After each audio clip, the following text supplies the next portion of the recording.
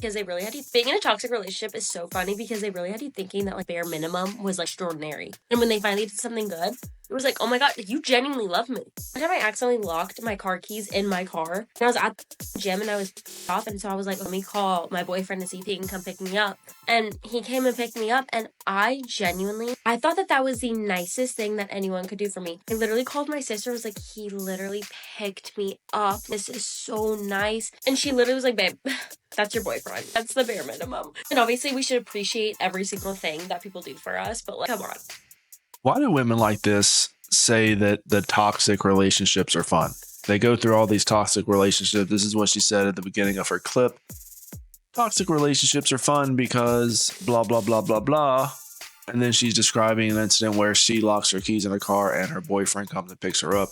It gives you an idea about the types of men she's been involved with. Men that would not even come and pick her up if her keys were locked in her car. Men that just do not care about her except for particular reasons, certain times they get access to her in those late night hours. These are the only times where these men are even involved in these women's lives. And then they meet a guy that is actually a decent human being, and all of a sudden it's, oh, can't believe he's doing this stuff for her. Completely delusional. I really thought that that meant he is a new person. Or like when he finally came over with like a thing of flowers, and even though I had already mentioned it to him multiple times that I wanted them, the fact that he actually came through with flowers, I was like, oh, how sweet. As if I literally didn't beg him to bring me them. It's just so funny, like little things that they actually did right. It was like groundbreaking, but it was always one step forward and like 3 steps back. It's always one step. We're not going to listen to her sing. We do have another clip of her coming up where she dives a little bit deeper into the bare minimum issues that she's dealing with, because she has a big problem with bare minimum. She just cannot get over it. But what is going on, everyone? Welcome back to another video here on my channel. I have plenty of clips to go over today. I'm going to let you guys know I am feeling a little under the weather today. I got back from the doctor. He told me that it's the worst case he's ever seen. I was worried. I asked him, I said, what are you talking about? What case is this? And he said, you have a case of the ligma. You guys, we have to stop praising men for doing the bare minimum. I know that the standards are literally in hell, but like, we have to keep our dignity. Sitting here being like, no, like, he's so loyal. He doesn't follow any girls on Instagram. You're praising your man for being loyal? That's just a normal thing you should do. If you're dating someone, I would assume that you would be loyal. That's not something to praise your boyfriend about. Or being like, no, when he's wrong, he actually apologizes for it. None of this really matters, by the way. I think I've said this a few times. Whenever these women have these rules, they're going to be saying that they don't want to accept the bare minimum. They want a lot more than that. They have to do this and they have to do that. But none of that really matters, does it? None of that really matters when it comes to certain types of men, obviously, that they involve themselves with.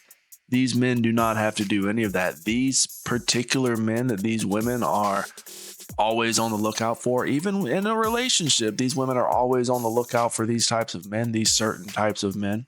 They will break any rule. They will go against their morals. They will do whatever they need to do to try to land this man, to try to get this man to commit.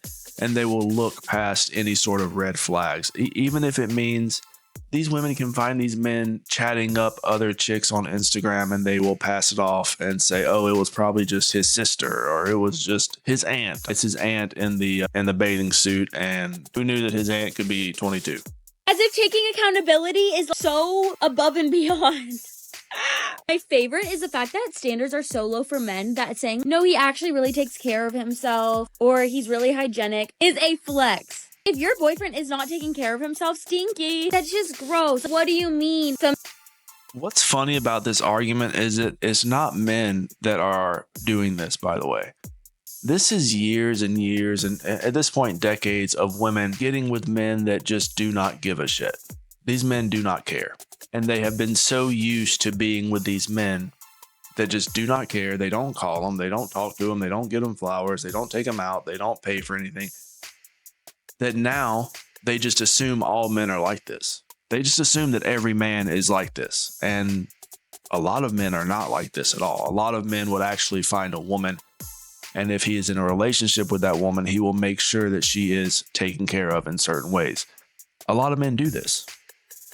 However, these are not the men these women are these are not the men these women are going after. These are the men that these women are leaving on red in their DMs. These are the men that these women are ignoring in the street. They don't want nothing to do with these men because they do not find these men attractive. They are going for the attractive men that do not have to try. They do not care. And they've been doing this the whole time. They're going to keep doing this. These women are not going to change them. Once these men find out that these women are not going to fall in line, these men ghost these women and go after different women. That is the reality. These women are trying to change these men. As I've said in the past, you cannot change people. People do not really change all that much in their life. Any man knows this. Any man that's been in a relationship and has tried to change a woman knows that people don't change. People do not change. Sometimes I have to ask him to brush his teeth. Oh my God. Oh my God. The dating scene is just so fucking rough. Being able to say he actually planned a date and like, took me out as a flex. That's how it's bad. That's how you. But we gotta stop giving it to them because it's literally making them worse. And It's so again, it's the men you're choosing, and look, more power to you. You're gonna be swiping on the apps. You're gonna be choosing these attractive men. This is just what women do now, right? This isn't anything new. This has been happening. This is going to continue to happen. And it's not going to stop happening because obviously women are setting their standards so high. These standards are in space at this point for men that just do not care. Now, for average guys, for average men, this really doesn't matter. These women are not dating average men, so it really doesn't matter. These average men probably won't even be on their radar until they're well past the wall, possibly maybe with kids or something. And that's whenever they'll start to think about settling, air quotes here, settling for just an average just guy that they can probably drain his assets from him and just get that financial. You got to have that retirement plan on the backup. You can't be left out in the cold and mommy needs a new bag. So, as some know, my now ex-fiance and I split up several weeks ago. So I decided to get out there and start talking to different guys. And the more I start to talk to these guys, the more I start to realize that maybe my ex wasn't so bad after all. Is this what it's like to date in 2025? Because honestly, I'm not built for this. Welcome to dating. Dating is a waste of time. The thing is, these videos right here always baffle me because these women can find good men. There is no shortage of good men. That's obvious. Plenty of good men out there. But the delusion has set in that the bar is so high, they will choose any reason to discard the men that they would probably be good with. Whether it's a salary, maybe he's not tall enough, maybe he's a little bit overweight, or he doesn't go to the gym as much as she does. So whatever reason it might be, they will disqualify these potentially good men for them. In my opinion, if you're meeting random men on a dating app, I don't know the quality of those men. I wouldn't recommend doing that. But I'm just talking about men in general. These women all have men in their life that they talk to, that they chat with. They might be known them from school or maybe from work or maybe from family, friends, or whatever this situation is. But they refuse these men because they don't want these men. These men that could potentially be good for them. So I'm feeling very deflated. Deflated? Been single for about 4 years and off and on dating apps, and supposed to have lunch with somebody today and didn't confirm, but just went to go check and he disconnected from the chat. And it is what it is. But it's like I'm a single mom. I have a dog. I own a business. And you're naming all the things. Those are literally the reasons why he didn't meet up with you. Those are the reasons why he ghosted you, was because of all the stuff you just named out. So what are we doing here? Well, what's happening? A lot of guys will see a person like this, and they're just gonna say no. They're just gonna say no and walk away, or just disconnect from the chat, or whatever the issue is. They're going to say no. And this is one of those situations where I can almost guarantee you that a lot of her pictures on her profile had the face filter on them, possibly, allegedly, supposedly. And I'm like, I don't really go out. How do you meet people? If the online stuff is not working, it's just so much energy for no reward whatsoever. How are you supposed to meet people? I'm seriously asking a question. How are you supposed to meet people? Dating apps are just a joke. I'm over it. It is a joke. It's a joke because the people that are on them are clowns. That's why it's a joke. You have people like this on dating apps trying to find true love at 50 years old. Come on now. Well, what are we doing here? What's happening? You want to know where to meet the men that you're interested in, the exact your type of man, the perfect man to meet your type of man. You need to go look in dark alleyways, behind dumpsters, and gutters, under bridges. Those are the types of men you're interested in. Oh, you don't want those men? You want the attractive men on the dating apps? You want the attractive men that drive the nice cars? Good luck with that. Good luck. Supposedly, these men have all the options. Why would they choose someone like this? Nobody knows. But they're still holding out for them. What happened to your previous, you're a single mom, so what happened to your husband, the father, the kid? What happened with all those people? Like, are you telling me that no guy wanted to put a rock on that? Not now anyway. There's a lot of mileage on. Here's the situation. Let's say you're on a dating app. Can you really blame a guy? Let's say let's compare dating apps to Facebook Marketplace. You're looking for a nice car, a used car, and you're talking with the owner of the car. And it's reliable. It's has plenty of room, no dents or dings. And they start avoiding the question of the mileage. You're kind of tiptoeing around the question, and you can't ever get it out of you. And then the day you go to pick it up, they're like, "Oh, by the way, it has 400,000 miles on it." No wonder he ghosted you. he saw the mileage and he decided to walk the other way. I don't blame him. This is how wild dating is. So I went on a first date last week, even though I said I'm not dating at least the first 2 quarters of 2025. It doesn't matter what women say. They will always say one thing and do the exact opposite. I've said that so many times. They even admit to it. They don't care. They do not care. They say one thing and they do the exact opposite.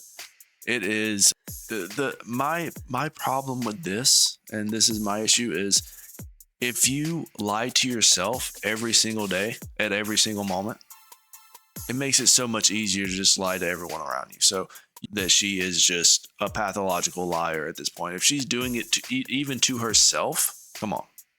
So you're trying to get involved with a woman like this is just trying to get involved with someone that you're just going to be constantly lying to you.